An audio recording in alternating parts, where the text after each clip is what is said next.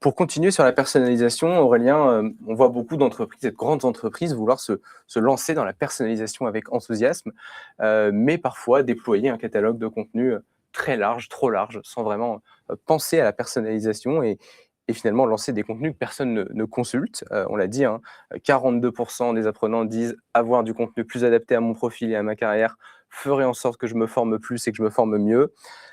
Est-ce que tu as des bonnes pratiques à nous partager? Est-ce que tu veux nous parler d'un projet particulier? Ouais, je peux vous parler du projet 3A Challenge qu'on a mené avec vous, Edflex, et j'expliquerai aussi pourquoi on est venu travailler avec vous. Mais notre constat de base, il est simple. La fonction ressources humaines, elle est extrêmement sollicitée. Elle est un peu au carrefour de toutes les transformations. Elle doit aider les managers, elle doit aider les salariés, elle doit s'auto-aider à pouvoir tenir le choc sur toutes les transformations qui lui arrivent dessus, qu'elles soient digitales, mais pas que, hein, démographiques, au niveau des compétences. Enfin, il y a vraiment beaucoup de choses autour de ça. Et quand on regardait le temps qu'ils s'accordaient eux-mêmes à aller fouiller dans les catalogues, bah, on arrivait en étant factuel, on avait 10 contenus consultés par an. C'était quasi inexistant, hein, sur une offre spécialisée, un peu RH. Et si on fait une analogie, c'est exactement comme rentrer dans une immense bibliothèque où on ne sait pas du tout ce qu'on veut lire. Bah, là, c'est bien d'avoir quelqu'un qui vient et qui vous conseille et qui vous pré-mâche le travail et qui vous dit même des fois, tiens, tu le sais pas, mais lis ça ou regarde ça, tu verras, ça va être super intéressant pour toi. Donc nous, la première base qu'on a fait, le premier conseil que je donnerais, c'est déjà arrêter de vouloir en faire toujours plus. Réduisez la voilure, ce sera probablement plus efficace.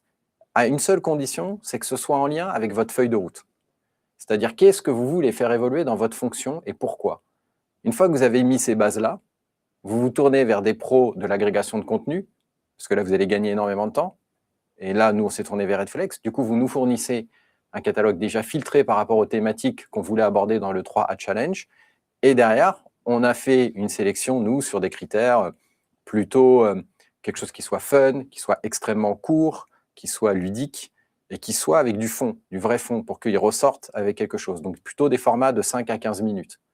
Et ensuite, on s'est dit, pour que ça fonctionne vraiment, on va faire comme Netflix, on va faire une saison. Et cette saison, elle démarre à un instant T, et 6 semaines après, elle est finie. Si vous n'avez pas regardé le contenu, il a disparu. Donc, vous créez une forme de rareté du contenu qui fait que les gens ont envie d'y aller. Et si on le fait sur une période donnée dans le calendrier, on arrive à embarquer les managers RH et les RH à se dire, OK, je sais que pendant ces 5-6 semaines-là, il y a quelque chose d'intéressant, je vais m'organiser pour pouvoir le faire. Plutôt que d'inonder du contenu toute l'année, nous, sur notre fonction, on regroupe sur 6 semaines et on envoie on va dire, des médias simples et puis des médias un peu plus poussés chaque semaine sur une thématique. Donc, on explique la thématique, le pourquoi. Et puis après, on demande sur les différents établissements à ce qu'il y ait des petits échanges autour de la thématique, des cafés, des repas. Voilà. Et ça permet aussi de créer un peu plus d'humain et un peu plus de cohésion. Donc, faire de l'humain avec du digital et en étant le plus pragmatique et le plus efficace possible dans le choix des contenus et dans la communication pour que ça donne envie d'aller les voir. D'accord, donc une événementialisation aussi de l'offre pour créer ce moment, cette rareté. Alors, est-ce que tu peux nous dire ce que veut dire le 3A Challenge? Je le sais, mais pour nos spectateurs, que veulent dire les 3A et pourquoi ça parle de personnalisation? Alors, il y a plusieurs 3A. Et donc là, on commence la saison 2 et ce ne sera pas les mêmes A que la saison 1. Mais il peut y avoir Animate, Align, Anticipate, tout ce qui peut être avec un A. Notre défi majeur, c'est qu'au départ, on a commencé avec du français et de l'anglais. Là, on passe à français, anglais, espagnol sur la saison 2. Donc, trouver un A qui marche dans les 3 langues, ça devient de plus en plus difficile.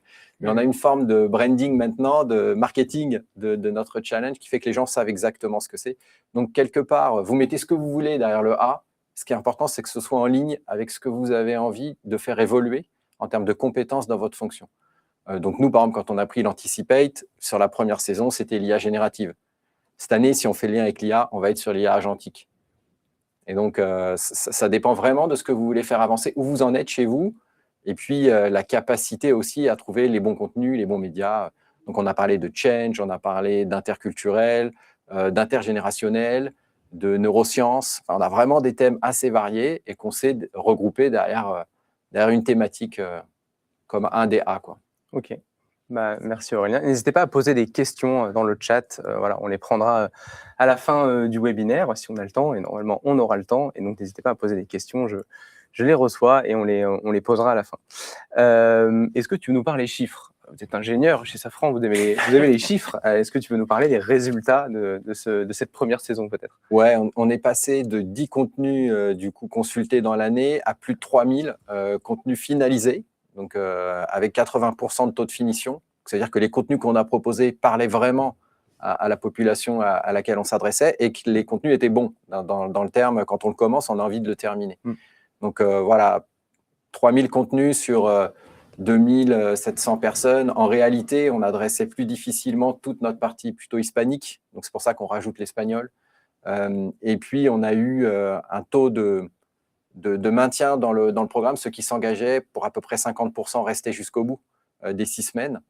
Donc, un autre conseil aussi, c'est de bien choisir le moment dans l'année où vous le faites. Ça ne sert à rien de le faire en pleine tempête d'un des processus annuels, ça ne fonctionnera pas. Donc, faites-le sur une plage de temps où vous savez qu'ils ont quand même, les équipes ont un peu plus de bande passante. Et avec ça, si vous avez tout le cocktail, la com, le choix, le bon timing, bah, les gens vont le faire, puis ils vont continuer à le faire et vont rester. Et là, les gens attendent la saison 2. D'accord. C'était quoi cette bande passante pour vous? Parce que ça dépend pas mal des entreprises, de quels sont les temps forts. Est-ce que tu as une recommandation Là, on leur demande, annuelle? sur la première saison, on leur envoyait 3 contenus. Donc 2 contenus simples de 5 à 10 minutes, un quart d'heure maximum. Donc soit des vidéos, soit des podcasts, soit des articles, soit même des roleplays. Et on leur envoyait un média plus avancé pour ceux qui voulaient aller plus loin sur le thème. Et là, ça pouvait être un TEDx qui dure 1 heure, un podcast long, parce que ça existe aussi encore et c'est apprécié. Donc voilà, on leur donnait un peu du choix. Ça permet que chacun s'adapte en fonction de son besoin et en fonction de son intérêt pour la thématique. Donc on n'impose rien déjà, on n'impose pas aux gens d'aller le voir. On essaye de fonctionner sur un aspect un peu viral, faire en sorte que les premières vidéos ou les premiers contenus soient vraiment un peu décalés, un peu disruptif pour que les gens aient envie d'en parler et envie d'y revenir. Et puis voilà, on compte sur ce principe d'événementiel pour que ça fonctionne bien.